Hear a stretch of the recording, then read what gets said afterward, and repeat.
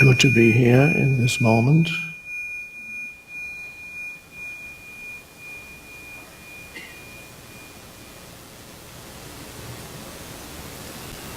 If you're not fully here yet, I invite you to enter the present moment with your attention instead of being absorbed in your thinking. And that simple thing is a shift in consciousness.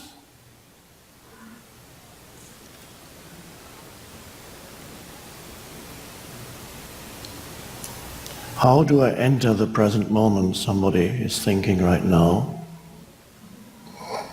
I can't get out of my head.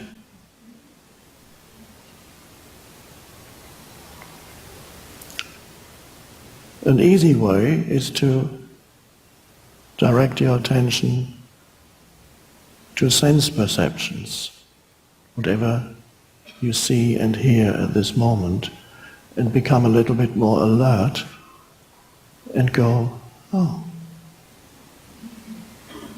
there's an alertness that arises and that heightens your sense perceptions, auditory, visual. You suddenly become conscious of your surroundings. And you might notice that your once usual state, well, not yours because you're all advanced spiritual practitioners, but other people's usual state is they're hardly here. They're only present enough not to bump into furniture. Whatever is happening around them is peripheral to their attention. And a huge amount of their attention is continuously absorbed by thinking. And a lot of that is actually not terribly relevant to anything. But it pretends to be extremely important. Every thought has this seductive quality to it. It wants to draw you in. It has a pull, like a magnet.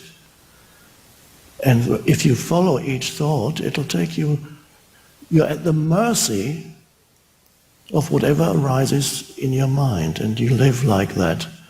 What a terrible existence, and you go drawn this way and that way. And then after a few years, you can see it in your face. Your face becomes very tense. and there's no longer a light shining through your eyes. Because all the consciousness is being devoured by the mind. And that's a dreadful state. It's been like this for a long, long time, many thousands of years. And that really, your entire sense of who you are, which is the most vital thing to know who you are, this is why the ancient dictum at the oracle in Delphi says, know yourself. And one of a very important meditation recommended by, for example, Ramana Maharshi and other teachers, is the question, who am I? So your sense of who you are, when you are completely identified with every thought that comes into your head, a lot of it negative, by the way, because negative thoughts are more seductive than positive thoughts. You can think about an unpleasant person who did something to you yesterday, or said something, or failed to say something, or failed to do something, or should have done something. You can think about that for a long time, but you can't think that much about a beautiful sunset. You go, okay. So all the things that make life worth living actually involve less thinking. For joy to come into your life, a moment of joy, you go, ah.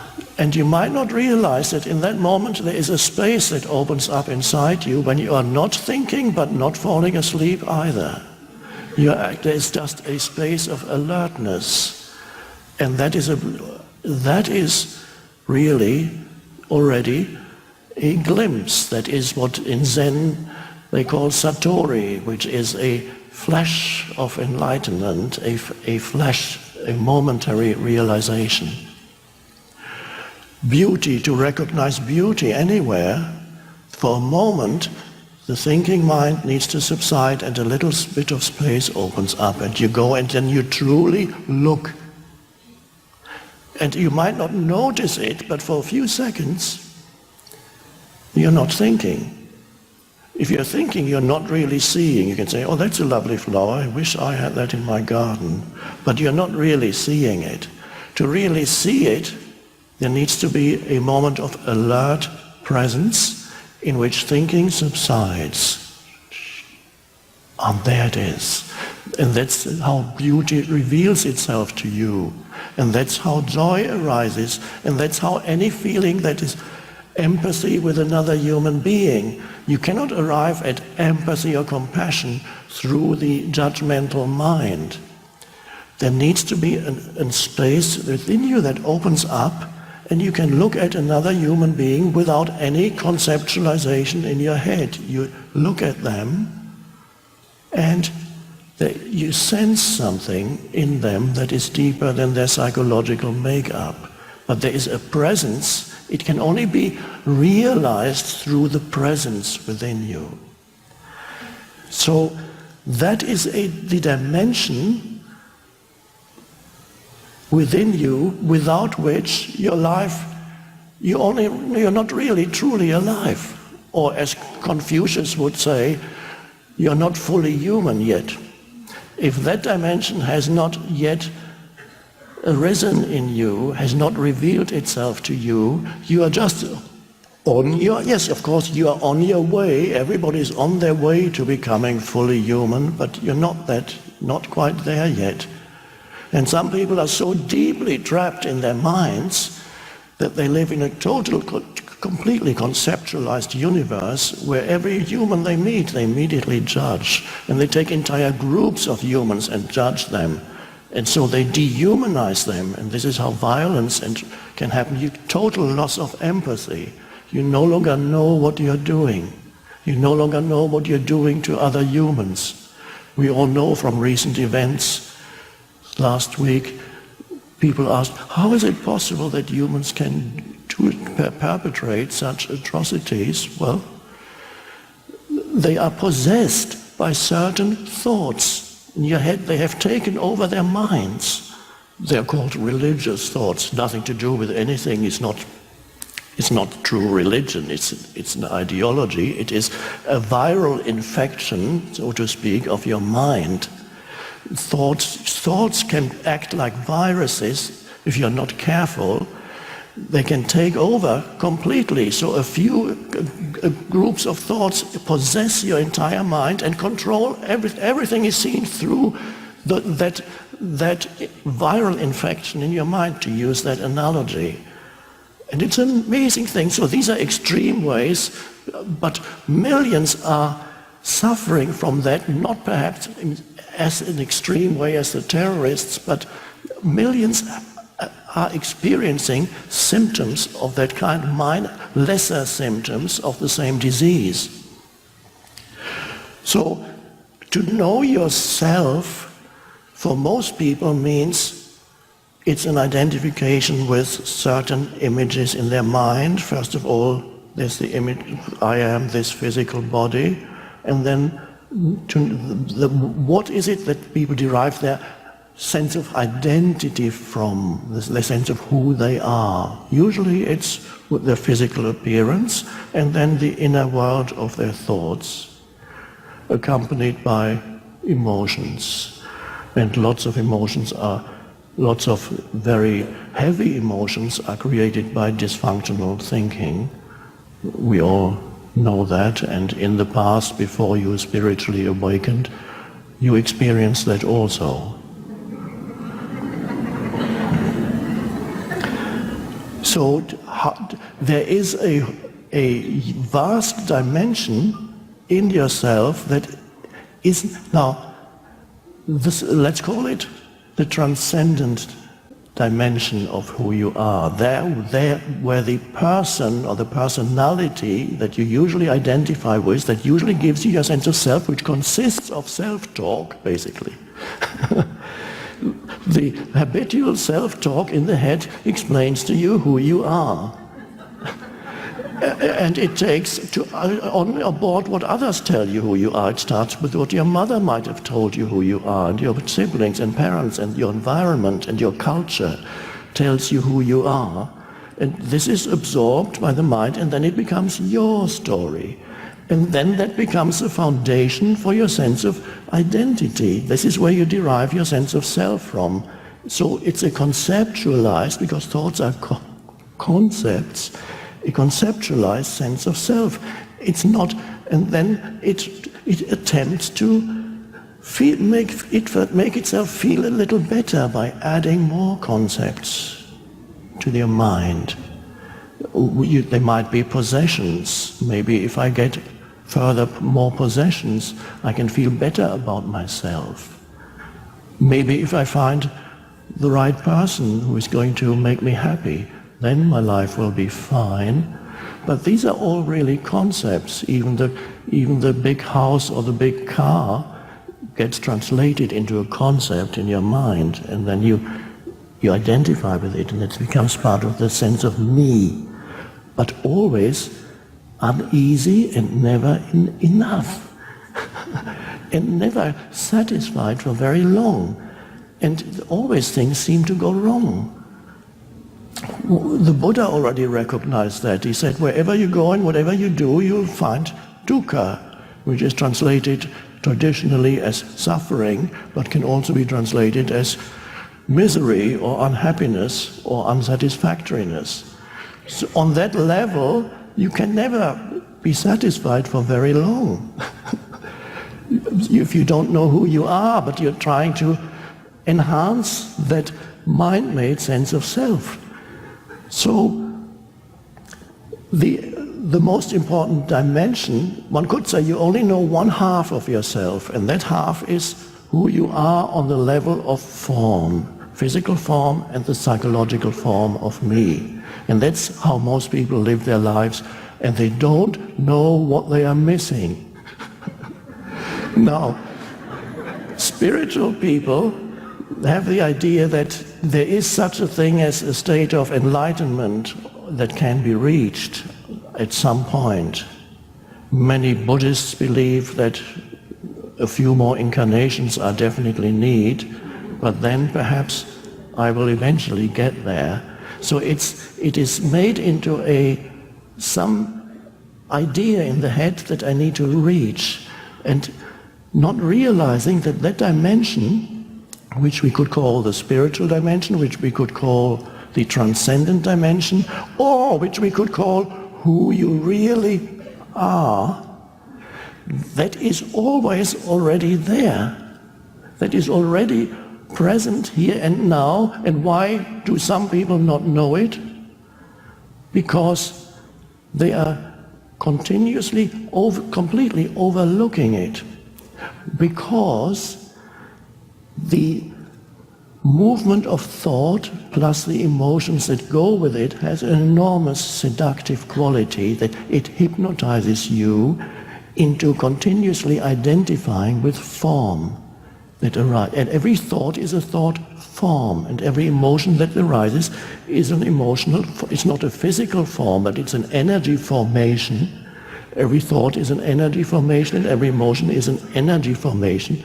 You cannot see it, but you can feel it, and it affects the body in certain ways.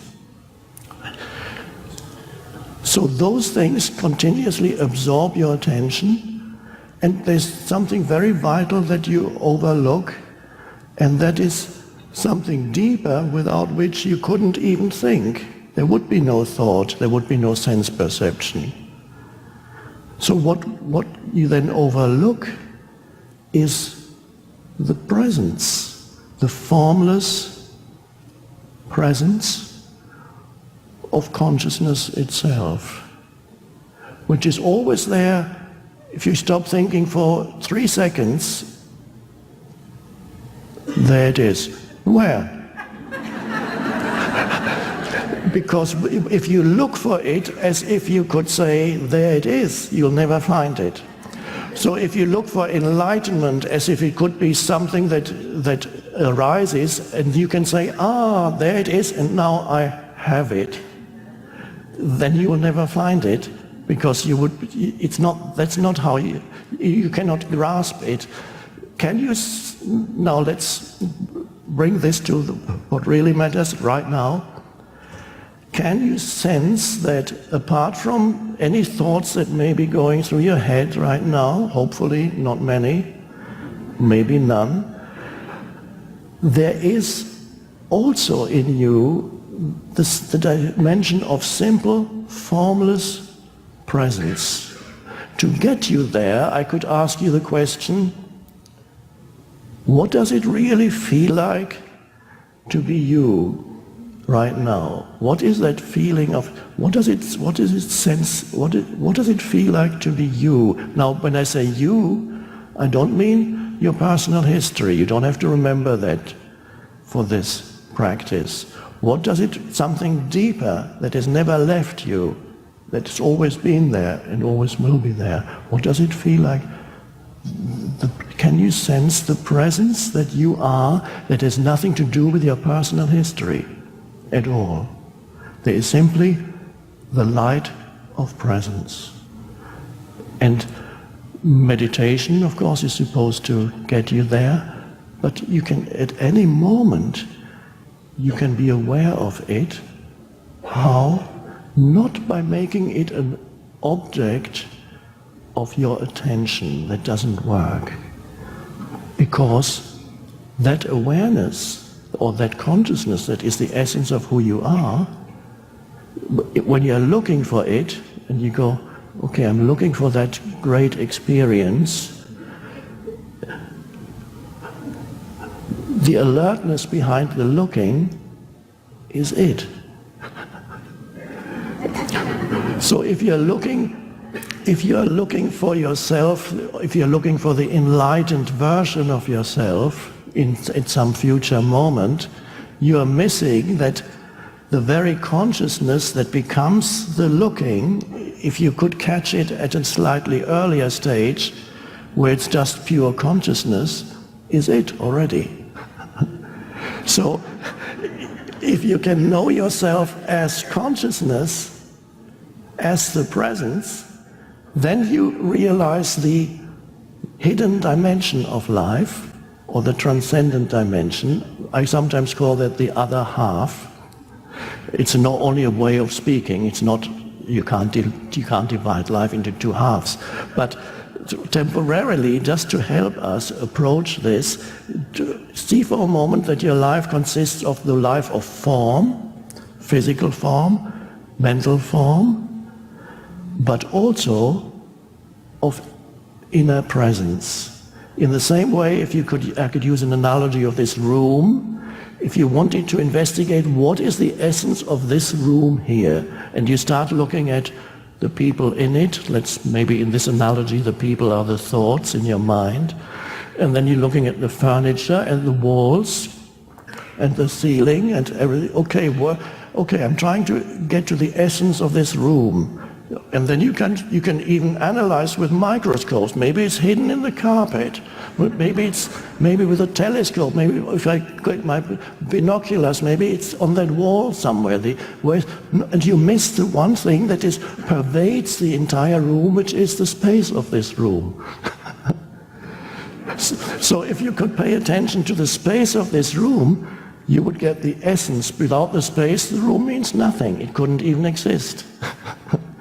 And we're using an analogy here that there is a spaciousness within you that is continuously missed because you're so interested in the furniture in your head.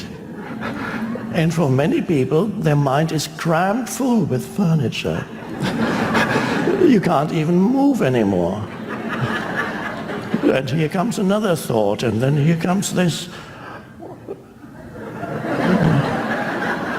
No space, and the loss of spaciousness is the most terrible loss in life, because then joy, real joy, cannot arise anymore. Love, which is a sense of true connectedness with another, that all arises from a little bit of spaciousness inside you.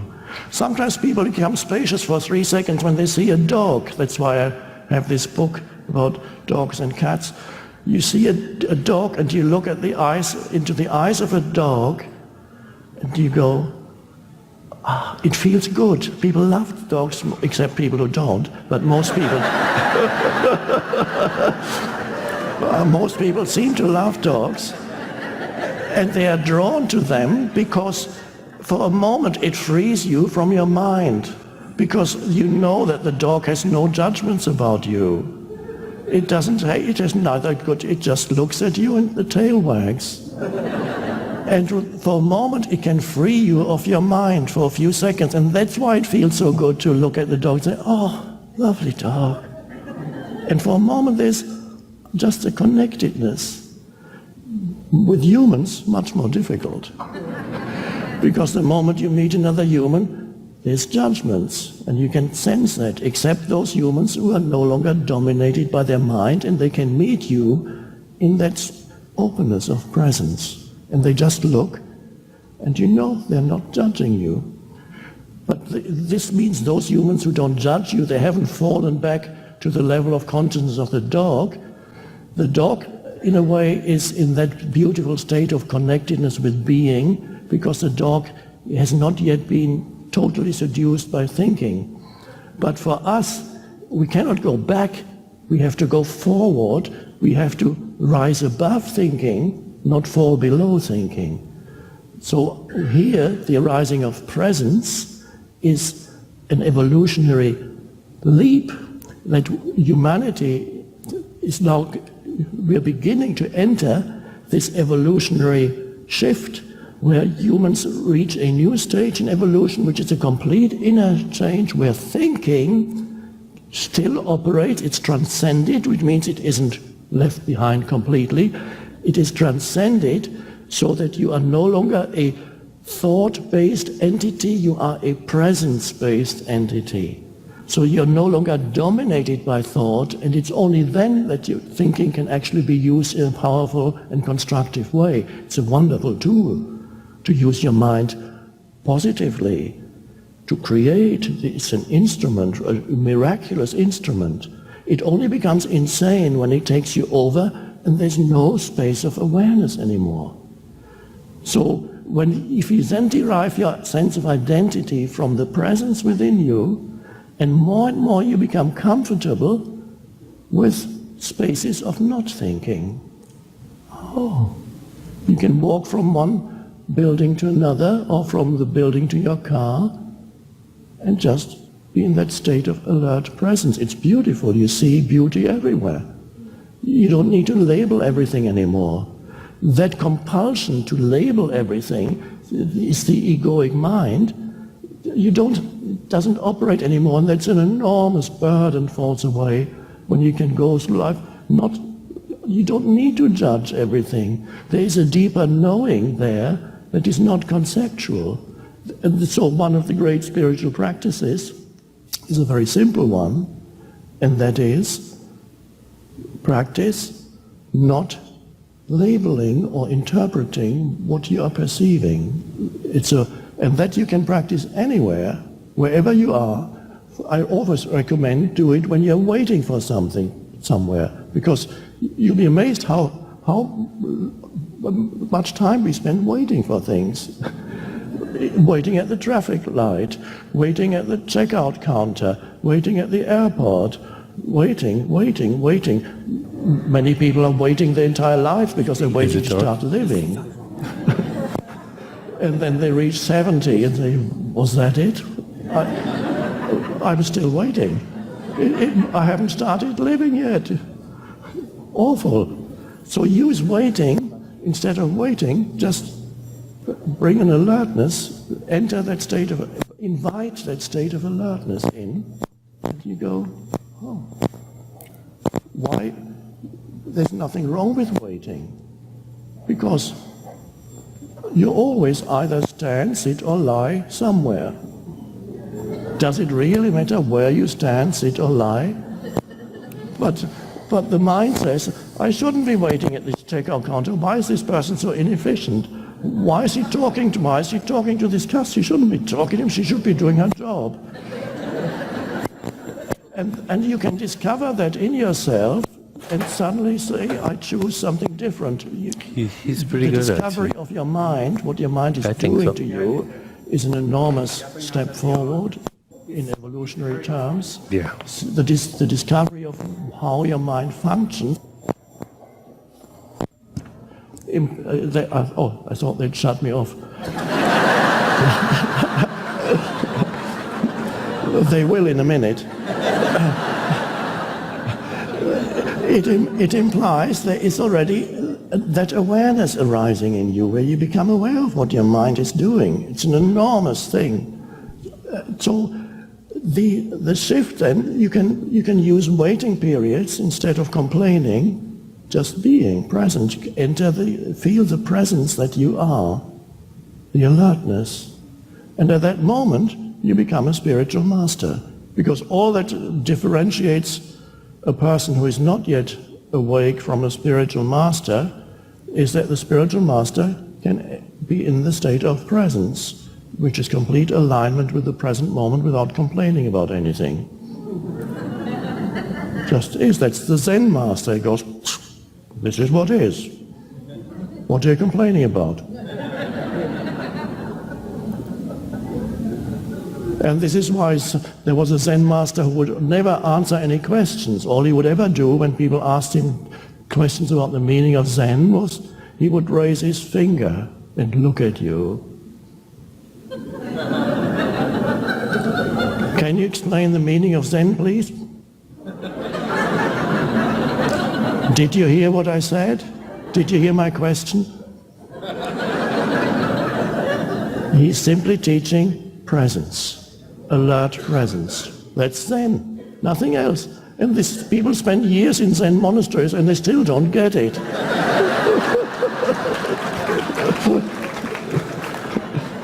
Because they think, I need to understand something. The Course in Miracles says, your understanding is not a powerful contribution to the truth. Now, the miracle is when you give up the need to understand yourself, my life, I need to figure out my life. What is your life? It's a mental construct. So you're trying to figure out a mental construct that you call my life, and it's very complex. And I need to figure out what it's all about, where am I going, what am I doing? Why not give up the need to understand and just invite presence in, and then it looks for a moment from the point of view of the mind as if you didn't know anything anymore. And you don't, not conceptually.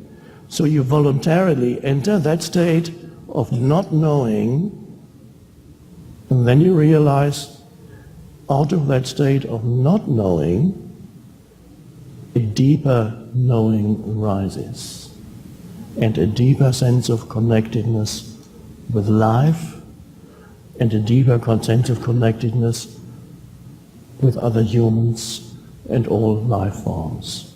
And that is the awakening and the shift in consciousness. And now I'm handing this chair over to Deepak.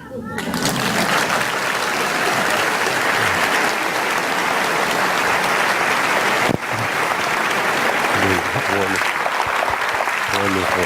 Beautiful. Thank you. I'll call you back. I'm going to fix your microphone right now. Go ahead and fix it. Looks like that fell off then.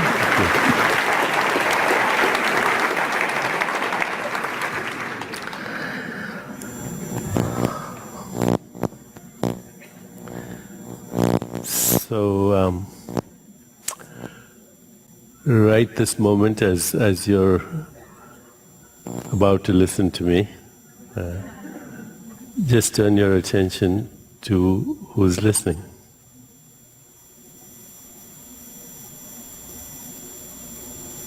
So, as you're looking at me, turn your attention to who's looking.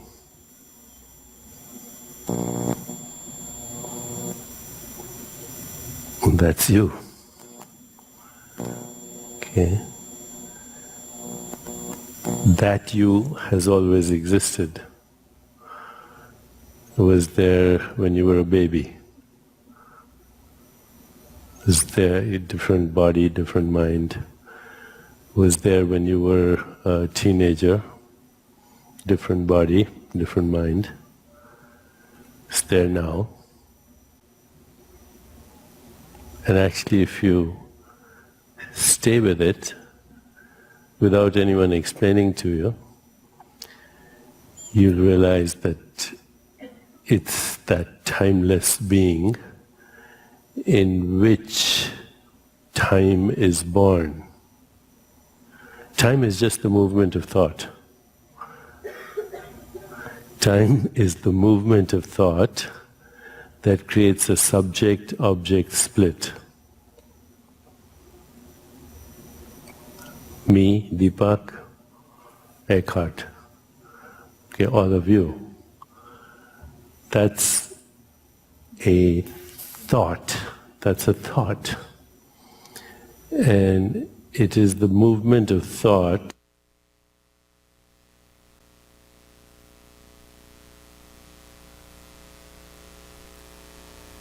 is not in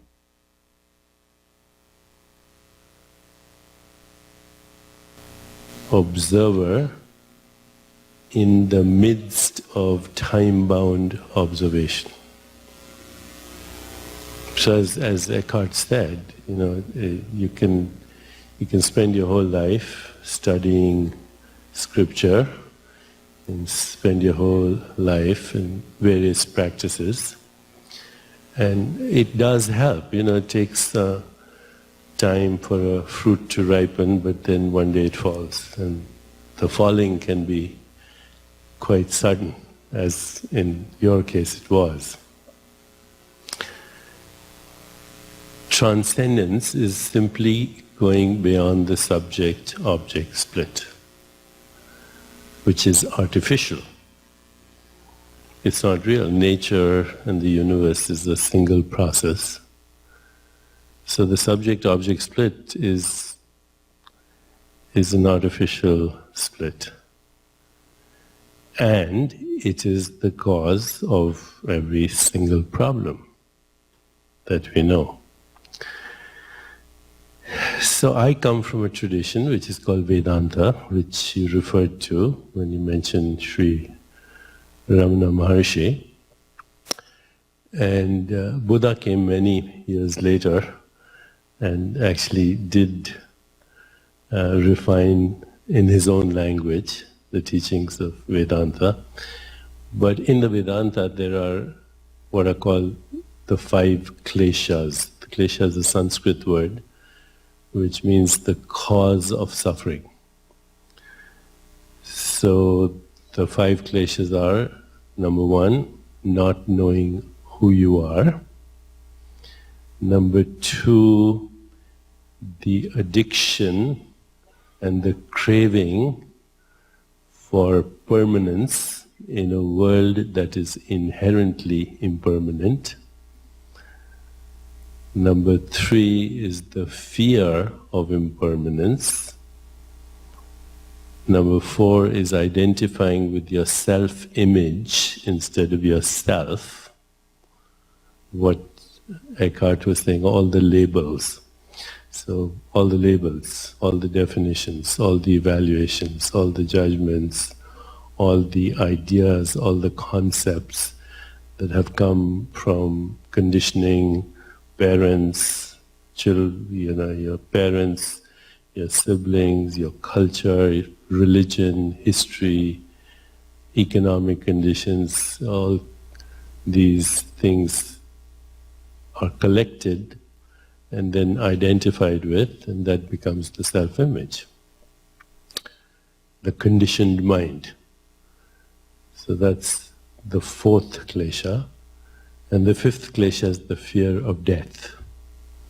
It's the fear of the unknown.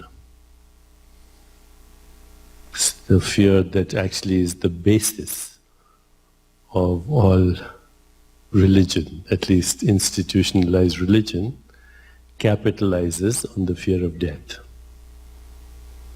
And in a way, all fear is the fear of death in disguise.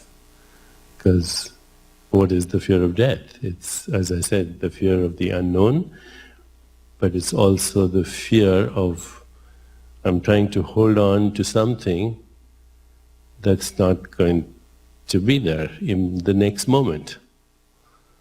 Okay? Because in the real world, we do not have objects. In the real world, objects do not exist. That's a perceptual artifact. Okay? There's only process. Only process. A simple way of saying this is that there are no nouns, only verbs. The universe is a verb. It's an activity. And being an activity, it never stops. Okay, so when, even as you're looking at me or yourself, your body or your mind, your body is constantly changing. Actually, even scientifically, the body that you have right now is not the body that you walked in with a little while ago. Because you're breathing, you're thinking, you're taking in information from the world, you have relationships, you eat, you eliminate. All these processes are constantly the flux of your physical body. So, as I said, the body you walked in with is not the body that you have right now. And of course, in less than a year, every single atom in your body has been replaced, recycled. You don't have the same body you had as a kid, as a baby, as a teenager. So if you think you're your body, you have a little bit of a dilemma. Which one are you talking about? And if you think you're your mind, you also have a dilemma because the mind is changing all the time. And so here we go, bamboozled by the idea that things exist. Things don't exist. Only process exists. Nouns are conventions of language. They're not facts of reality. It's a language convention. There's no noun. Not even this microphone is not a noun. It has a little longer shelf life though than the body and the mind. But there are no nouns. So all the suffering comes from nouns, things, which don't exist. Okay. So we go over those 5 kleshas, not knowing who you are, trying to fix the flux, which won't be fixed, afraid of the flux, identifying with ideas instead of who you are, ideas about yourself, as you said, and the fear of death. And the great teaching of the Vedanta is that all these 5 causes of suffering are contained in the first cause. And that is not knowing you, who you are. Confusing yourself with a socially induced hallucination that actually doesn't exist. And the key, therefore, is who am I? I mean, Sri Ramana Maharshi spent 20 years in silence, and if people asked him a question, no matter what the question was, he would say, who's asking the question? And sometimes he would say, not only who's asking the question, but who's the who that is asking the question. And when you say, who am I, then you could also ask yourself, who's asking, who am I? And if you go a little bit deeply into that, you'll come to the place that Eckhart was talking about. That who is asking the question is a transcendent being that is neither the subject of experience nor the object of experience. So very frequently we say, I'm the observer, but even that is not correct. Okay?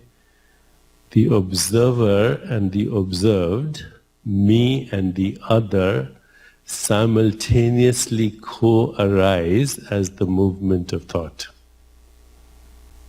The real you is neither the observer nor the observed, but in which both the observer, the subject, and the object of experience simultaneously arise and simultaneously subside. And they're doing so in every moment. That's the flux. Okay, it's a flux that is constantly creating a subject and object. But the real being is neither the subject or the object. It's where the subject and object arise like waves on the ocean and subside. So before a wave arises, it's water. As a wave, it's water. And when it subsides, it's water. It doesn't lose its wateriness. And that's being. You are the being in which thought arises and subsides. Now that thought can have many qualities, okay?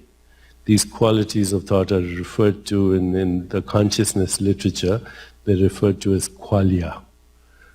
Now, everybody has heard these days, thanks partly to my obsession with quanta. Okay? Quanta. What is quanta? It means quantity. Okay, so quantum physics is the study of quantities of units of mass and energy. It's the smallest indivisible unit of information and energy is a quanta. But remember, quanta units of measurement. Qualia, on the other hand, are units of thought or qualities of consciousness. And there are usually just 4 of them. Anytime you have any experience, you're either experiencing a sensation somewhere, or you're experiencing an image, or a feeling, emotion, or a thought. Now, Dan Siegel, who's a great friend of ours, is a neuropsychiatrist at UCLA. He says he uses an acronym, SIFT, S-I-F-T. Every experience that you have is either a sensation, or an image, or a feeling, or a thought. All of perceptual experience, all of cognitive experience, or any experience is actually just consciousness and its qualities. Okay, so right now I'm experiencing you as image and sensation in my body, in my consciousness. I experience my own body like that. I experience you like that. Sensations, images, feelings, and thoughts are occurrences in consciousness of consciousness. So even though I see this as mine and your body as different than mine, actually what I'm experiencing as you and what I'm experiencing as my body are just sensations images, feelings, and thoughts. And the whole universe is nothing other than that. Consciousness experiencing itself as the subject and the object, but both the subject, the individual subject, and the individual object are movements of consciousness within consciousness. Okay, so that's why the great sayings of the great rishis, they say, I'm not in the world is in me. I'm not in the body is in me. I'm not in the mind is in me. In the Bhagavad Gita, Lord Krishna, when he's talking to Arjuna, he says, Prakritim swam vashtbhai vishrajami puna puna. Curving back within myself, I create again and again. It's the mechanics of how we create our experience of the body, we create our experience of the mind, and we create our experience of the world. If we totally understand that, and come back to what Eckhart was saying, that you can't find this presence by looking for it, because it's the one that's looking. Okay? You can't find consciousness by looking for it, because consciousness is the one that's looking.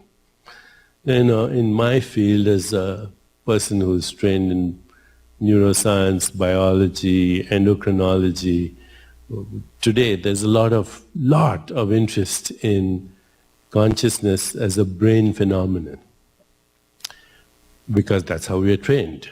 We think consciousness is a perceptual object, but where is the brain experience? When you think about the brain, where is that experience? In consciousness. When you look at a brain as a perceptual object, that's also in consciousness. So consciousness is prior to brain.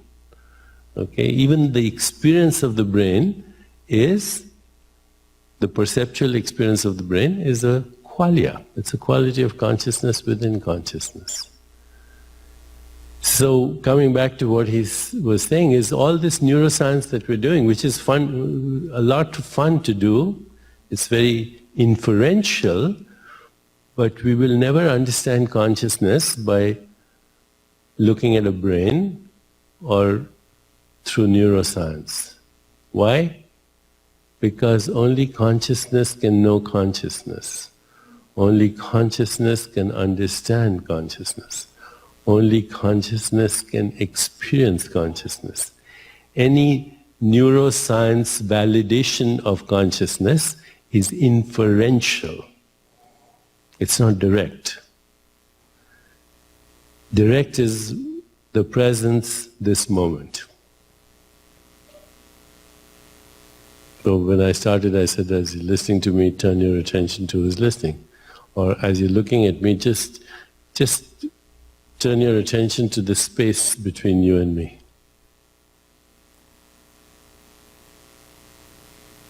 Presence is always there. It gets overshadowed, as Eckhart was saying, by the furniture. You know, Rumi has a very beautiful poem. He says, who am I in the middle of all this thought traffic? Because there's the center of being in which all the traffic is happening. And we are obviously identifying ourselves with the furniture and the traffic instead of this presence around which the traffic is being generated as a result of self-interaction. The internal dialogue, as Eckhart was saying, speaking to yourself. And that never stops, because we're so influenced by the quality of awareness which is always looking out there for ultimately what is called happiness or fulfillment. Okay, get the right job, I'll be happy. Get the right person, I'll be happy. Get a lot of money, win the lottery, I'll be happy. Get good health, I'll be happy. But realize what Eckhart said earlier, all that is thought. Okay, all that is thought. If I do this. So before the thought arises, you're already happy. And after the thought subsides, you're exactly where you started from. Okay? Before a thought arises, you were at peace. Then the thought arose, then you did everything to fulfill that outcome of that thought, which we call desire. And at the end, you were back where you started from. Okay? Just like before the wave arises, it's the ocean, and after the wave subsides, it's back into the ocean. So that makes it very obvious that happiness or joy is the starting point. It's also the ending point. You know, what's that poem, T.S. Eliot, we shall not cease from exploration, and the end of our exploring is to arrive where we started from. At the end of our exploring is to arrive where we started from and know the place for the first time. So what Eckhart was saying is, instead of searching, just actually go back to where you started from. It's a journey without distance. And when you realize that it's a journey without distance, you turn the quality of your awareness to being present. Now, it's very interesting. We can say this many times, and you can hear this, and you can go out, and then you get distracted.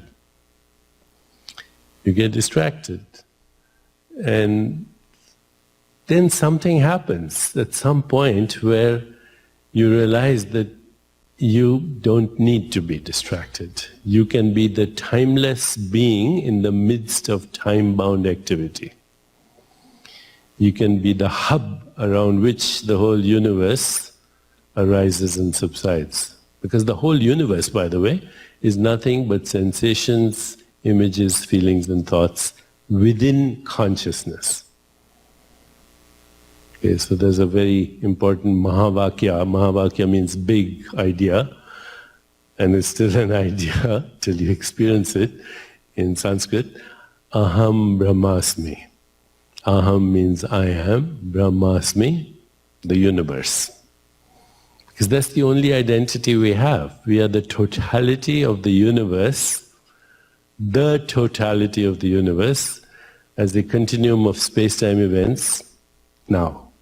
But that space-time events, the continuum, is just a flux. It's coming and going, coming and going.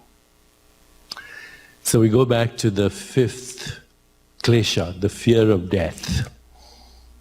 People say, where do I go when I die? Okay. Let me ask you a question just now. What did you have for lunch today? What did you have for lunch? Salad? Where did you have lunch? Okay. Now as I'm asking you a question, the memory is coming, right? And you can experience it as a sensation, image, feeling or thought, right? Where was that before I asked you the question? Where was that experience before I asked you the question?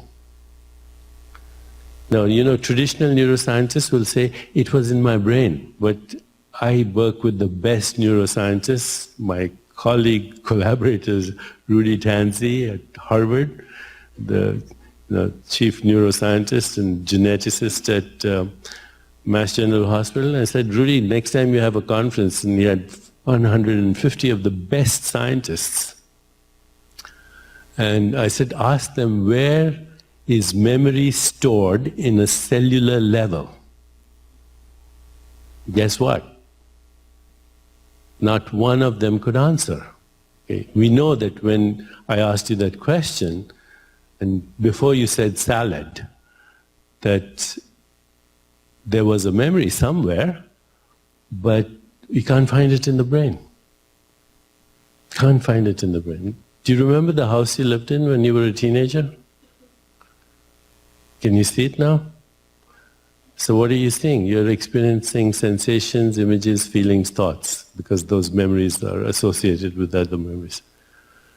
If I go inside your brain, do you think I'll find a picture of your house? Or do you think there's some neural network where there is salad? So what happened? When I asked you the question, a sensation, image, feeling, thought arose from consciousness and then it subsided in consciousness. And that consciousness is transcendent. It doesn't exist in space-time. So where do we go when we die? Where that salad was before I asked you the question. Okay?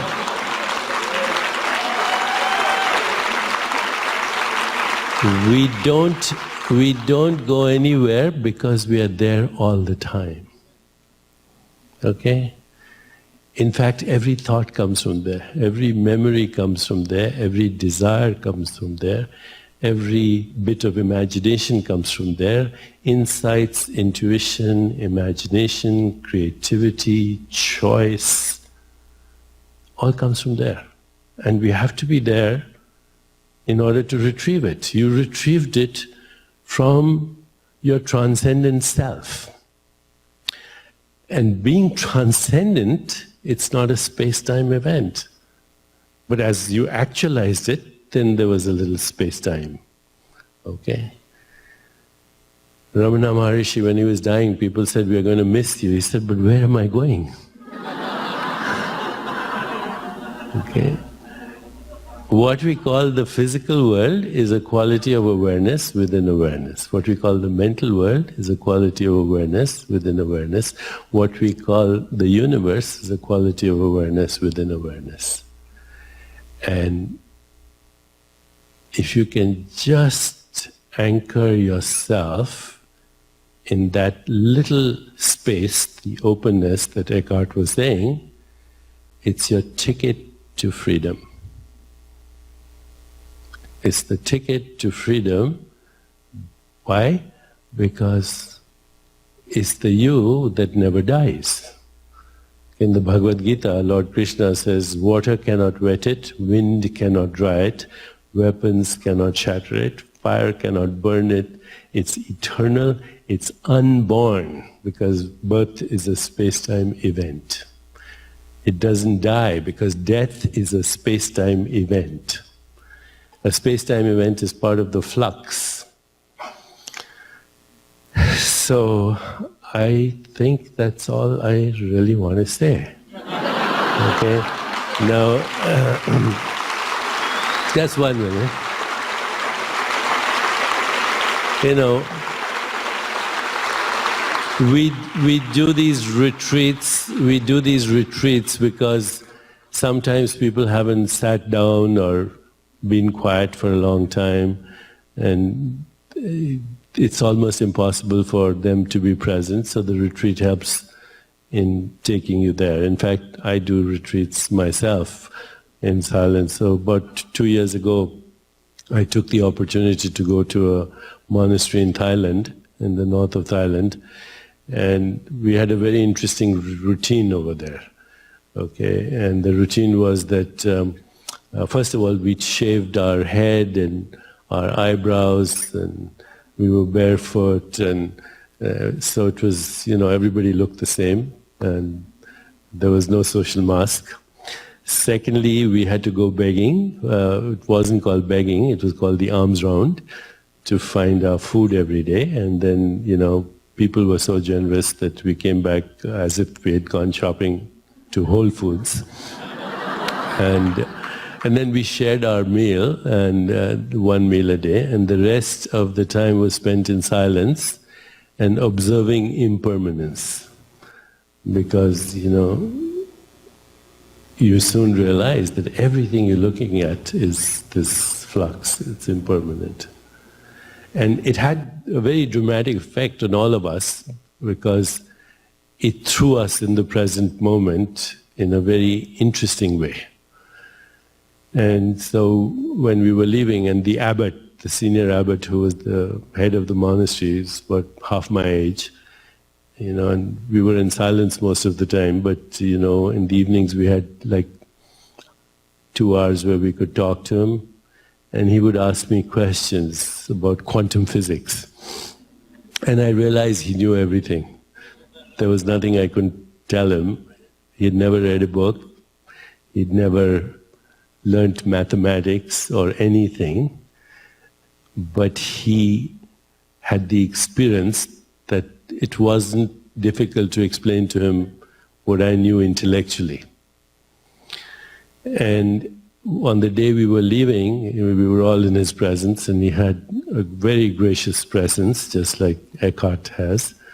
And he left us with 2 things, and I want to leave you with those 2 things, okay? The first is, and this is both scientific insight and real insight, okay? There are no boundaries in the universe. Every boundary is conceptual.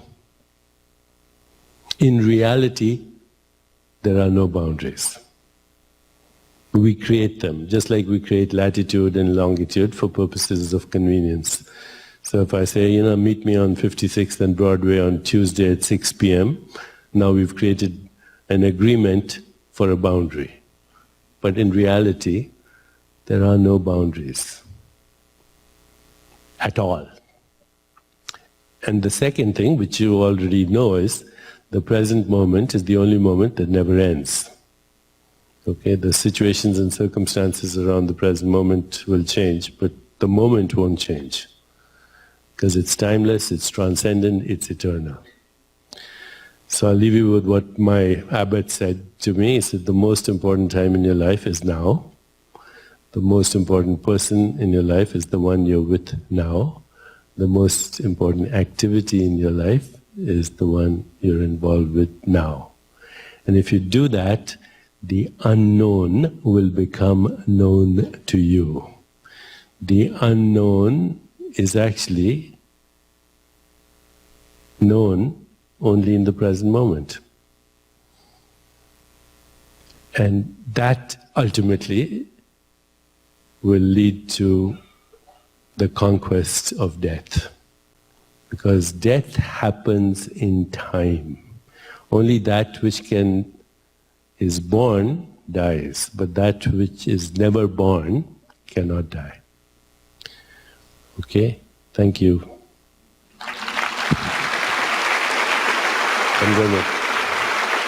I'm going to invite Eckhart, please welcome.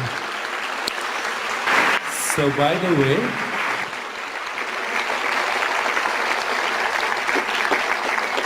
thank you. By the way, in the spiritual literature and in the Yoga Sutras of Patanjali, they talk about supernormal powers. They're called siddhis. Have you heard the word siddhi? Siddhis are dormant potentials, the ability to see in the future, the ability to experience the past, know previous lifetimes, remote viewing, remote healing. And I'm experiencing a siddhi right now. And it says that Wayne Dyer is in this room. There he is.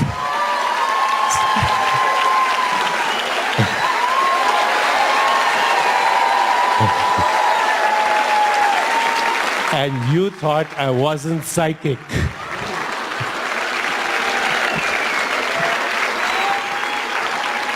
So, I'm going to first have a conversation with Eckhart, and then perhaps you can join us for a few moments.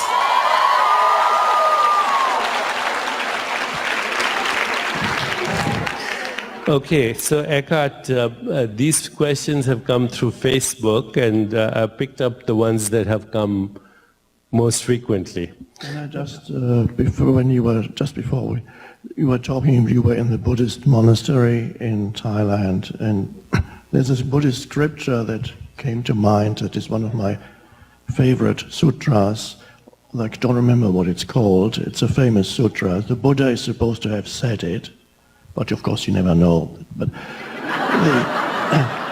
It says, so the Buddha is speaking to the monks, so he says, there is, O monks, the unborn, the uncreated, the unmanifested. If there were not the unborn, the uncreated, and the unmanifested, there would be no escape from the born, the created, and the manifested. That's beautiful. Even the idea of freedom is an idea. Beautiful. So, I actually think I know the answer to this, but this is for you. It says, can you describe... Can you describe your daily spiritual practices? Have they changed over the years? Well, I don't, as you probably know, I don't have a practice as such, not a formal practice as a separate activity from ordinary daily living, but what naturally arises a lot of the time is spacious awareness. So I sometimes say it's a humorous, meant to be taken humorously. It's my greatest achievement in life is that I don't need to think all the time anymore.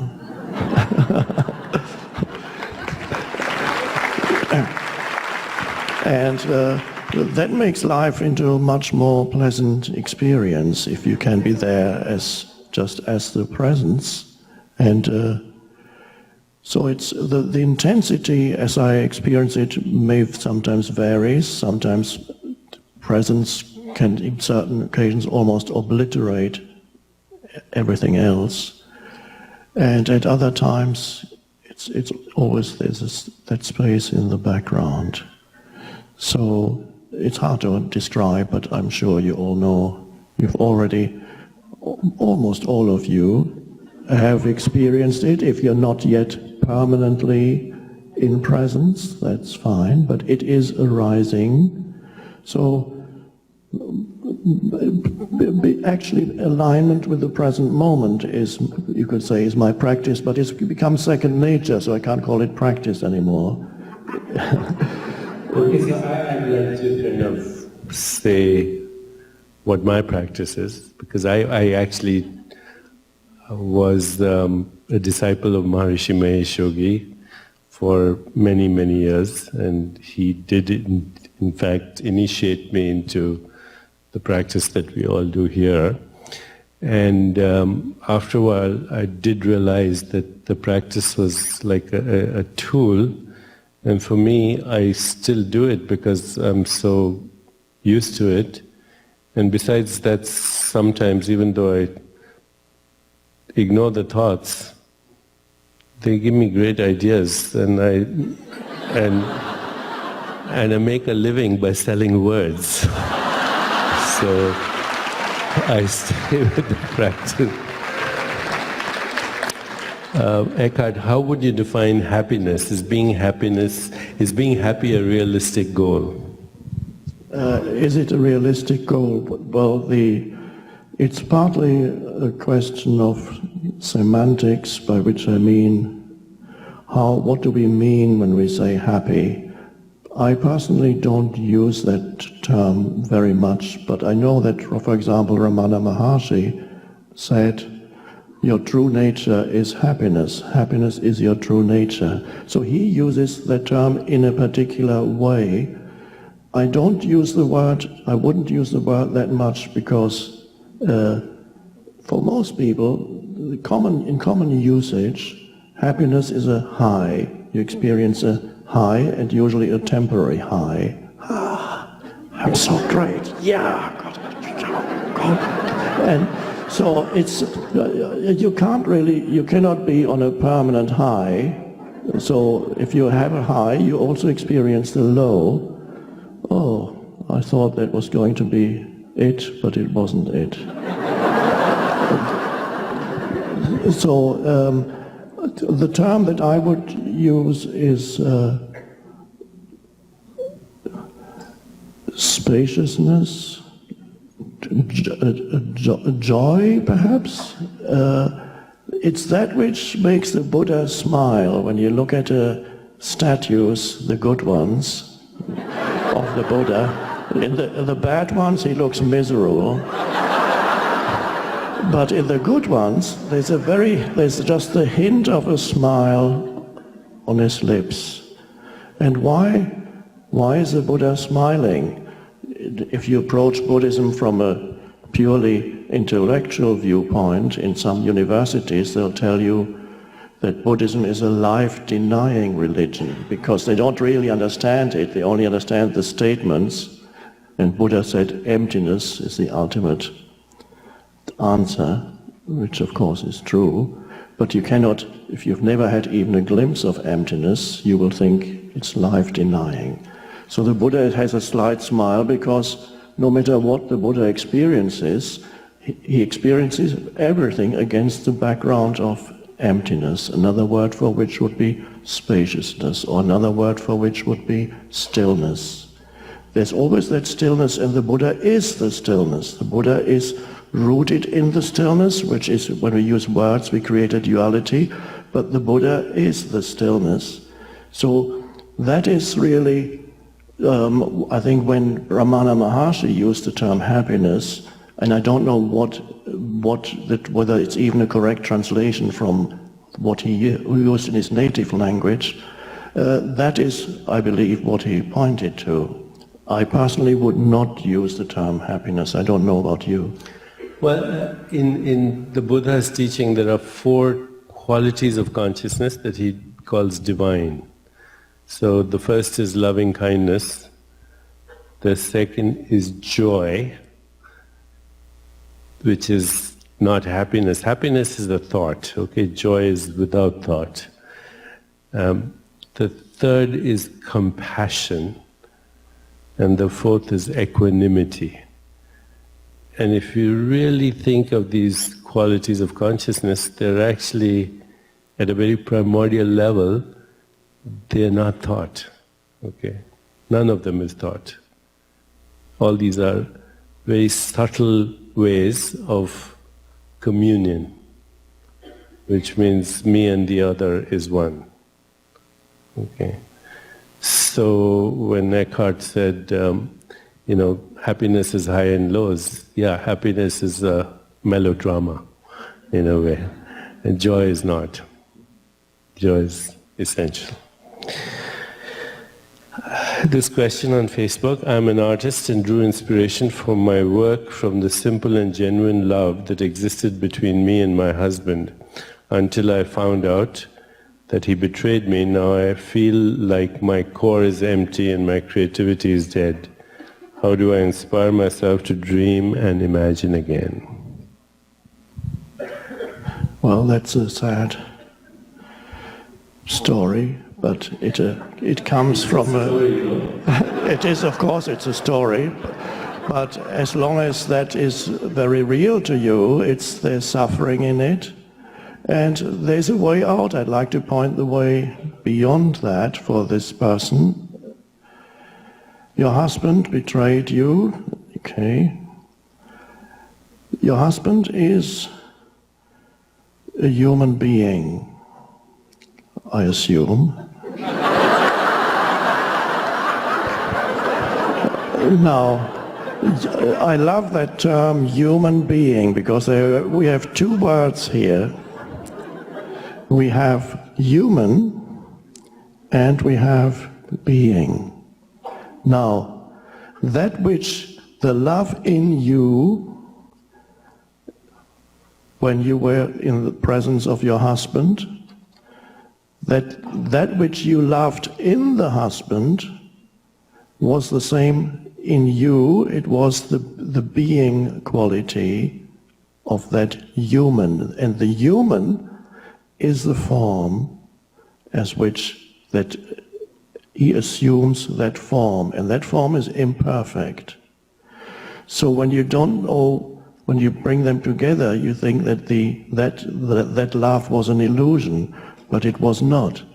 You just haven't recognized that There is the dimension of being in him and in you, and that's from that recognition love arose. But the mind mixes it up with the form, and the form is imperfect. And so because of that, now, because you have the thought, what you're telling yourself in your head is now blocking that deeper awareness. The story that you believe in your head, that you are telling yourself, is blocking the deeper awareness of being. And that is, once you recognize that, you can feel that love again, because that love is who you essentially are. And so, and then the possibility of forgiveness also arises. Your husband, you forgive the human and whatever unconsciousness the human manifested. But the real forgiveness cannot arise until you know yourself as the formless, no longer identify with what arises in the world of form. And then you can look through that, and forgiveness arises naturally. We say that the husband is a human being, but he is also being human. Yes. What is the best possible outcome of a life that one could hope for? What should we strive to create for ourselves? Strive. Well, the best and the one single truly worthwhile thing is to encounter, to realize, to discover transcendence in your life, so that you're no longer trapped in that narrow, personalized, form-identified, thought-identified sense of self. And if there's nothing to you but that the person, then life is a very frustrating business. And this is what the Buddha referred to when he used the term suffering, and said whatever you do, wherever you go, you will encounter that. But he also pointed the way beyond. So there is the possibility of realizing your formless, true nature. And that begins with a gap between two thoughts. It begins this moment, when your attention moves fully into this moment. Not just awareness of sense perceptions, but also, and this sounds a little strange, but it's key, awareness of awareness. So if you can be aware at this moment, not only of that which arises in your immediate sense experience or thoughts or emotional field, but if you can be aware that in language we always, of course, language always creates duality, so you have to make allowances for that.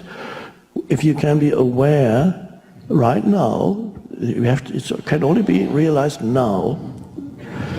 If you can be aware that you are aware right now, in addition to the things that you perceive, there is a space of awareness.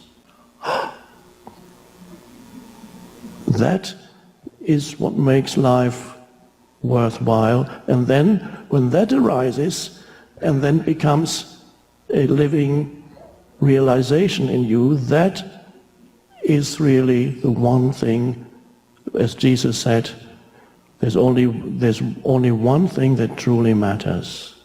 And then you have chosen that one thing. That's the Mary and Martha story in the Gospels, where Jesus said to Mary, you have chosen the one thing that really matters. Whereas Martha was running around, I have to think about this, do this, get this ready. There's one thing that truly matters. And then the rest of your life, what form it takes, is secondary. It will unfold beautifully. With, of course, comes, nothing is permanent, and you won't need to cling to things anymore and be afraid that they leave you. And, very important, you won't have expectations that the world is going to make you happy. And this is a very fundamental thing that it's an error in their mind. They believe that the world somehow has the ability, if they could only engineer things in such a way that everything would just fit neatly into place, and at some point they can arrive at a place where the world is going to provide them with fulfillment. And of course advertising knows that, and so advertising is built on that to foster that belief that the world can do that. So once you know yourself as awareness, which is a joyous thing, there's a deep joy and satisfaction in knowing yourself as awareness, then you don't expect anymore that situations, conditions, or people should make you happy. And the paradox is, when you don't have the expectation that people, situation, or people should make you happy and satisfy you, they are actually quite satisfied.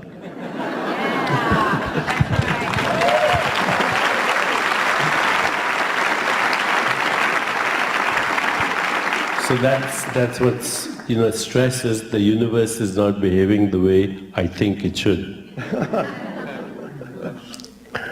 Our culture seems to foster the desire to judge ourselves, honing in on what is wrong with our body, where we have fallen short, how we are not measuring us up. Many of us have a harsh inner critic, and we say things to ourselves that we would never say to a friend or loved one. How do we learn to turn off this inner judge when it has been harping at us for many decades? The inner critic,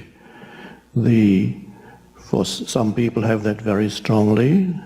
Other people experience it from time to time. Sometimes the mind is, you feel happy with yourself, and then the next day something else. But it manifests in different ways for different people. For some it's mainly the inner critic, criticizing myself. For others are very critical about other people.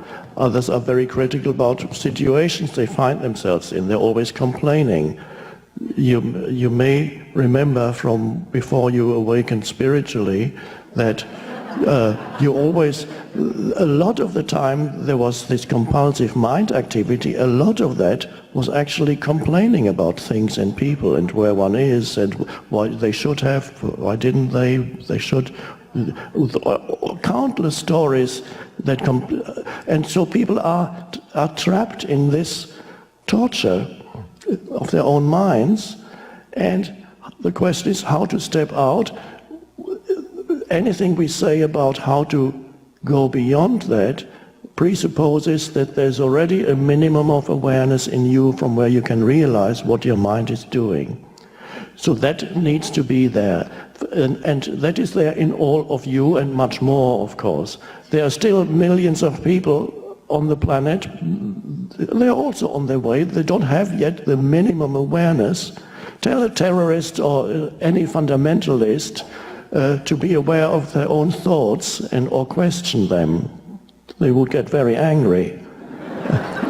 And so I don't recommend that. They are not ready for it. So, but you can recognize what your mind is doing to yourself, and you can then, if there is an awareness there, and then you can choose to direct your attention somewhere else. You don't have to follow every thought. You don't have to believe everything you think. Somebody even made that into a bumper sticker. I loved it. You don't have to believe everything you think. And that is an enormous, you can disidentify from your mind and see what the mind is doing. And you can then also, by choice, place your attention on a flower or the sky or anything natural, and you stepped out of. I also recommend for people who are very much burdened by the mind, place your attention into the inner energy field of your body. Feel the aliveness that pervades the entire body, and then you can't think that much anymore. You can't feel both the aliveness within your body and think a lot. So that takes your attention into, wake up in this, I don't know if anybody still experiences that here, you wake up at 2 or 3 in the morning and you're thinking, and it's not pleasant. It's about my problems. And if you then suddenly you discover the futility of it, and then you also have at that moment you have a choice. And then you can say, I choose to place my attention on the inner energy field of the body. And from one moment, from 1 minute to the next, you enjoy being awake at night and feel the intense aliveness in every cell of the body. That's one simple way. It's a kind of meditation practice. It's one simple way of taking attention away from thinking when you realize it is not only futile, it's also destructive. So and that needs to be then practiced if you have a meditation period. That's wonderful, of course, daily meditation period. But in addition, I always recommend mini meditations throughout the day, which could be a simple thing as taking 2 or 3 conscious breaths while you're waiting for the elevator. Or do something consciously with full attention that usually you do unconsciously, anything that is usually a means to an end, make it into an end in itself. Washing your hands. Be totally present. You're getting out of your mind. Walking down a few steps, be totally present rather than needing to get to the bottom. Be there in every step. So little mini meditations gradually help you to disidentify from the movement of thought. So this is what I would recommend to our questioner and to anybody else who is still burdened by their minds or tortured by their minds.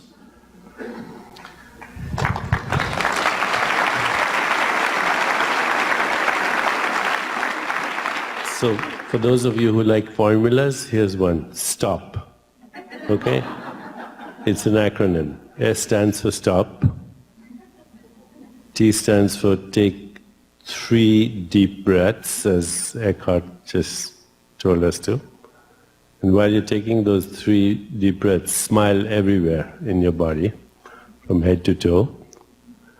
Okay. O stands for observe. Observe your body, as you said. And P stands for proceed with love and kindness. We break the response. Okay, so it's 9 o'clock and our live stream is ending, so I want to bring Wayne. We don't want to lose this opportunity, at least I just have to say.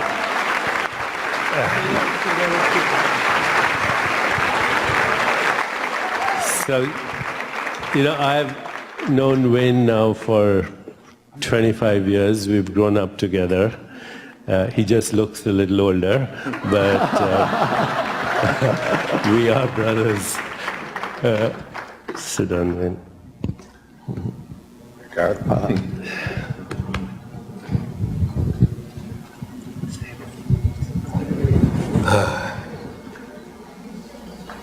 What am I doing here?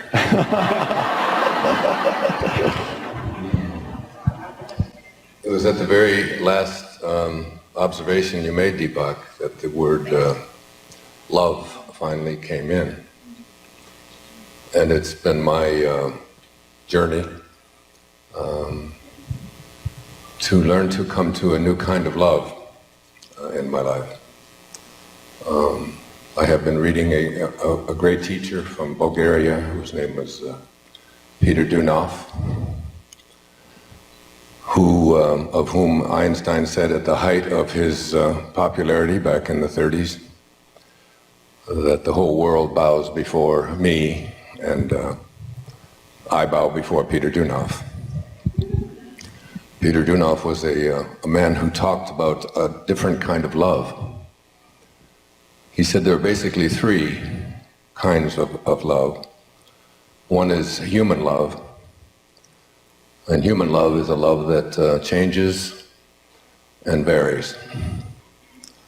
So this is a love that I love you, but you came home late and you forgot Valentine's Day, so I don't love you so much. And it's constantly changing. I love you, I hate you, and on it goes.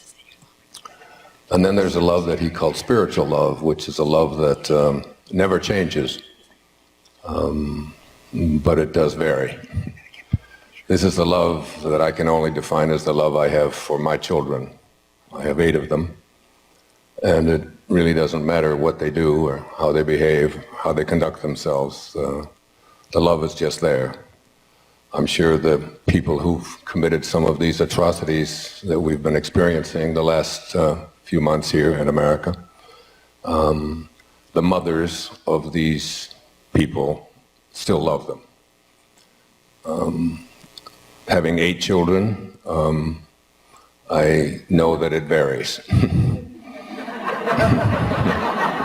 Sometimes it's a little stronger than others, but it's always there. And I'm sure you know that with your children, and I see Rita there, as we were talking about her children, your children.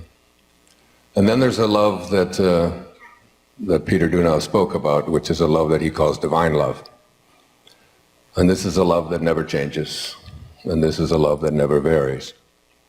And this is a love I aspire to. And the only way I can describe it, it's in the Gospel of Thomas, in the Nag Hammadi scrolls that were found in 1945.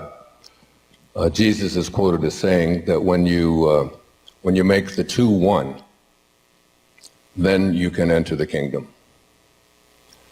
And the opening line of the Tao Te Ching, a book that I studied and lived and wrote a whole series of essays about, the opening line of the Tao says, "The Tao that can be named is not the Tao."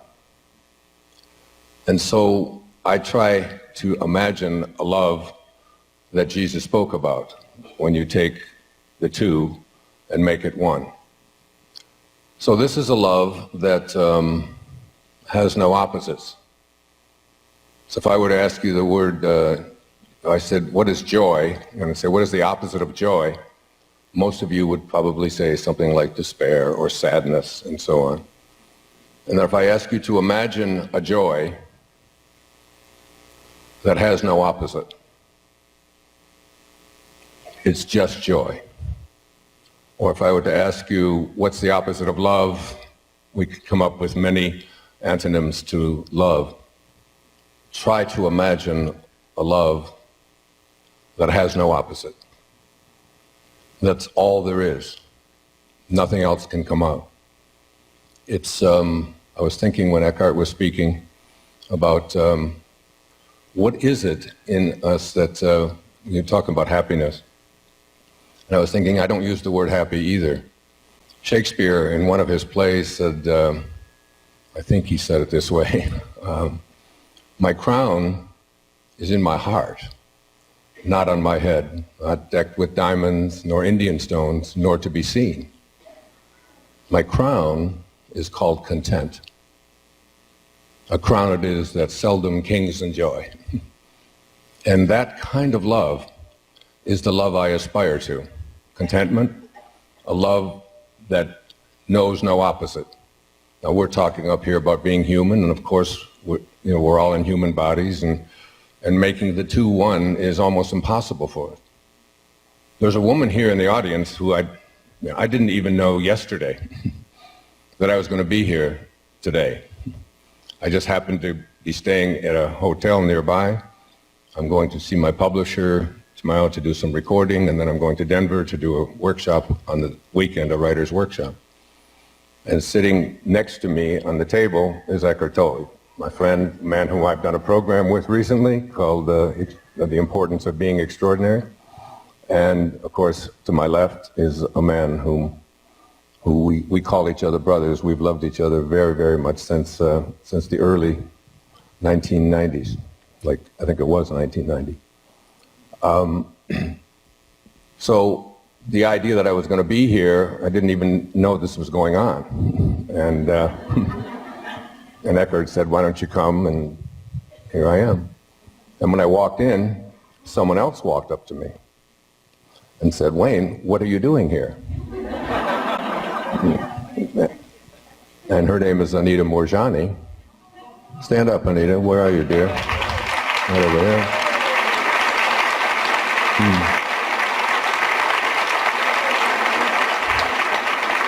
And Anita, I have written a foreword to a book that of hers called Dying to Be Me.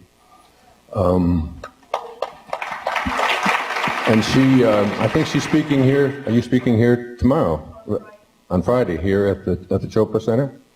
Right, right. So Anita has described what it was like. I mean, she had end-stage lymphoma cancer for 5 years, was down to 82 pounds, had tumors the size of lemons throughout her entire body, and only had a few hours left to live. And became an observer and watched this whole process. And I saw something about her experience on the internet and located her in Hong Kong. She happened to be in Dubai when I found her, and I asked her if she would write her story. And she wrote her story and sent it to me to see if we could publish it. And I sent it back to her and said, it isn't good enough. I want you to go back to the state that you were in when you experienced the kind of love I'm speaking about here right now, a love that has no opposites. The words awareness have been tossed around up here, higher awareness.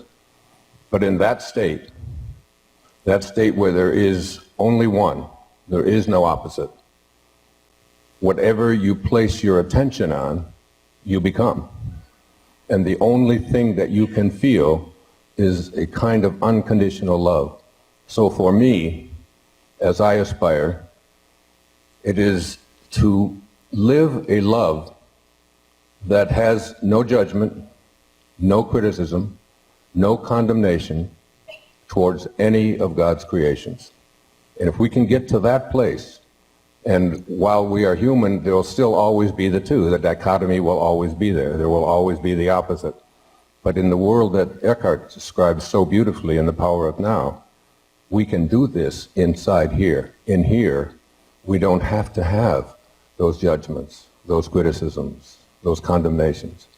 And when we get to that place, because as many of you know, I was diagnosed with leukemia 3 years ago. And I had an experience of having a remote healing from John of God down in Brazil. Many of you, probably everyone in this room knows who that is. And what I thought happened is that these entities entered into my body and they just healed me of leukemia. But that isn't what happened. What happened is that these entities entered my body and they took out fear. The word leukemia is loaded with fear. It isn't about fear of dying. It's such a word. It's just cancer of the blood. You know, everywhere going through your body. It's all of the things about cancer, the cancer that Anita spoke about so brilliantly in her revised edition of, which was done so beautifully. And so it is, I woke up the morning after I had had this remote healing from John of God, and two of my children were there with me on Maui. One of them was my daughter, and I looked at her and I had never seen her the way I had seen her that morning. And I put my arms around her and I just said, I just can't describe to you how much I love you. And I looked at my son and I put my arms around him. And I looked outside. I live on the ocean. The ocean looked different. I just had never seen it before. The palm trees just looked different. The birds, the grass, every stranger that I encountered. In the Course it says there are two ways of reacting. There's love and there's fear. And everything that is love cannot be fear. And everything that is fear cannot be love. So what I would ask you to do is to ask yourself how much of my life and the decisions that I make are based upon fear. Do you eat the foods that you eat because you're afraid that if you don't, you'll get sick? Or do you do it out of love? This is my body, this is the temple I live in, and I want to treat it that way? Do you drive the speed limit because you love everyone around you and you want them to be safe? Or do you drive the speed limit because you're afraid that if you don't, you're going to get a ticket, so you have a radar detector, and on and on and on it goes. And I could go on with these kinds of, you can almost look at almost every single thing that we do in our life, and so many of them are based on fear. And what Anita's experience was, when she was in the other realm, is that there is no such thing as fear.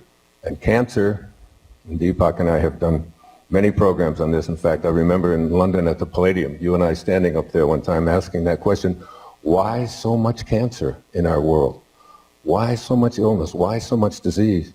Because, you used to always say it's perfect health, that we don't, our bodies do not have to, there's nothing physically in there that says these bodies have to get older and they have to deteriorate and they even have to die. And if we could get the fear out of our hearts and just come from a place of no judgment, no criticism, no condemnation towards any of God's children, we could live what Shakespeare was speaking about. We could just be content. And that's all I have to say.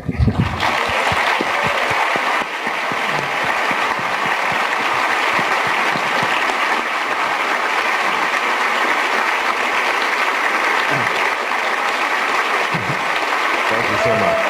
Thank you.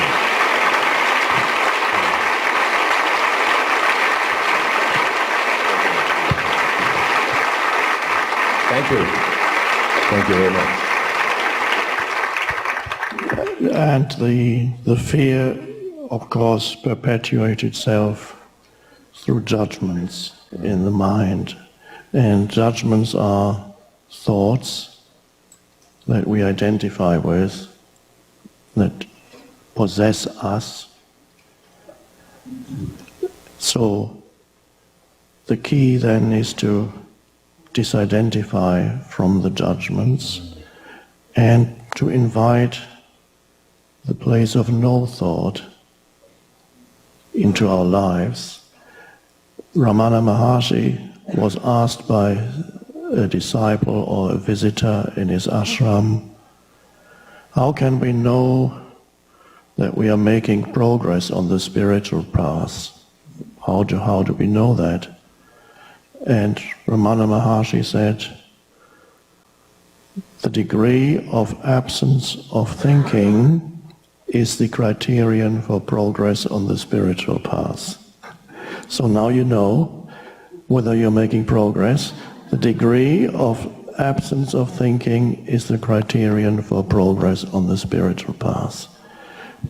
As simple as that. Well said. Well said. One other observation, I've just spent the last 6 months or so in a secluded state of writing every single day. And I've written something called I Can See Clearly Now. And it's just a look back at all of the things that it's like, so there's, look back at, I lived 10 years in an orphanage, and what did that result in, and all the way up right through just recently. And I think about how I happen to be here on this stage tonight with two people I admire so much and love so much. And well, it was a synchronistic event brought you here because you were sitting behind the table behind ours last night. It was just amazing. Yes, to have you walk. So let's look at, this is just fascinating to me because having just written about all of this, like you were talking about time, both of you were talking about time earlier. And so I like to think that there's this thing called horizontal time. And just imagine a line going across here that represents time. And this is called chronological time, or passing time, or cause and effect time. So what got me here? I made a decision to go down to that restaurant last night to meet with my friend Mark and his daughter.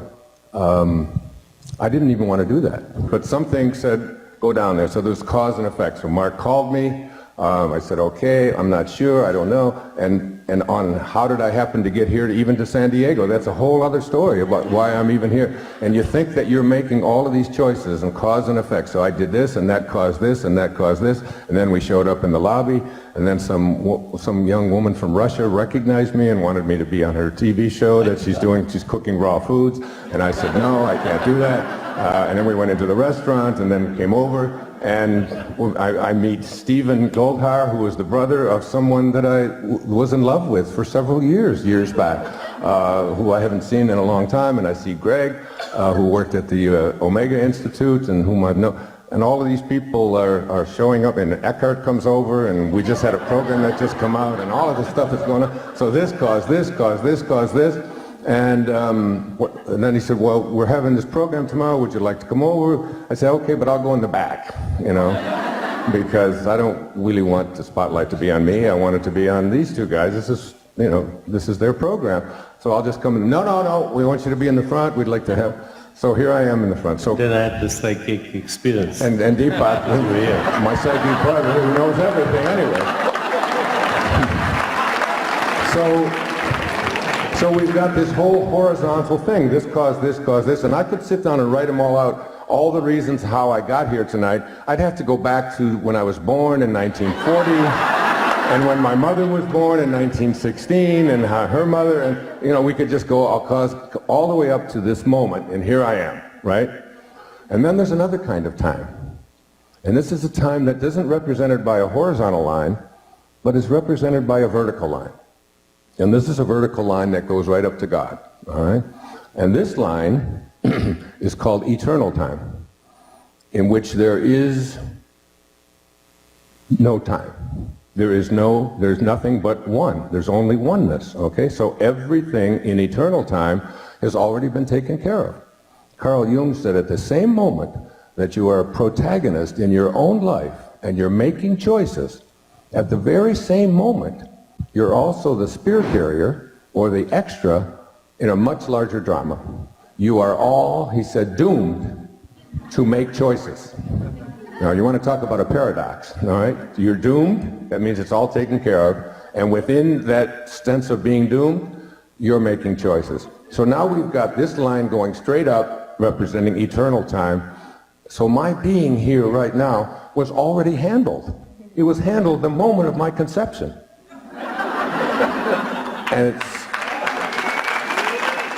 But the point where this line crosses this line, and that cross is made, at that very point is where you can see both times operating at the same moment. You can literally see that you are making choices, and they're already taken care of. Everything is taken care of for you. And so what Deepak and Eckhart have been saying is, there is no need to worry about anything. It's all just taken care of. And even your worry is a part of the eternal time thing here. And here was the conclusion. This was from a book called To Know We Are Loved by Rashad Field. Do you know Rashad Field? Do you know that name? He's still alive. He's like To Know We Are Loved. He said, and this is the one I want you to walk out of here with and really think about. Your conception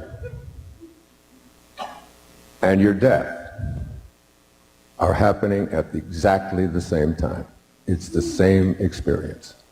When you get that, you can get back and you can see yourself making all of these decisions, but you can also see that it's all handled for you. And in eternal time, there's no opposite, which means there's no past and there's no future. There's only... Thank you. Okay, so I'm going to conclude now this evening with just 3 simple observations out of this whole experience. The first is, every event is a conspiracy of the total universe. So go with the flow, okay? Second is that love actually does heal, and there's a biological reason why it heals. It creates what is called limbic resonance in your brain, and it starts self-repair mechanisms, what in medicine we call homeostasis. Takes you back to your original state. which is well-being.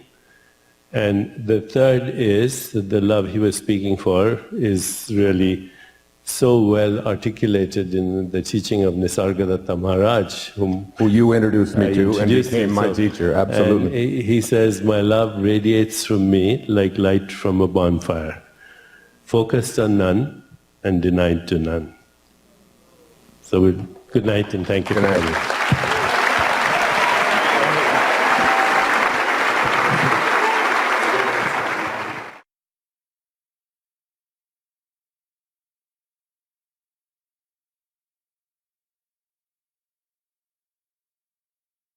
Thank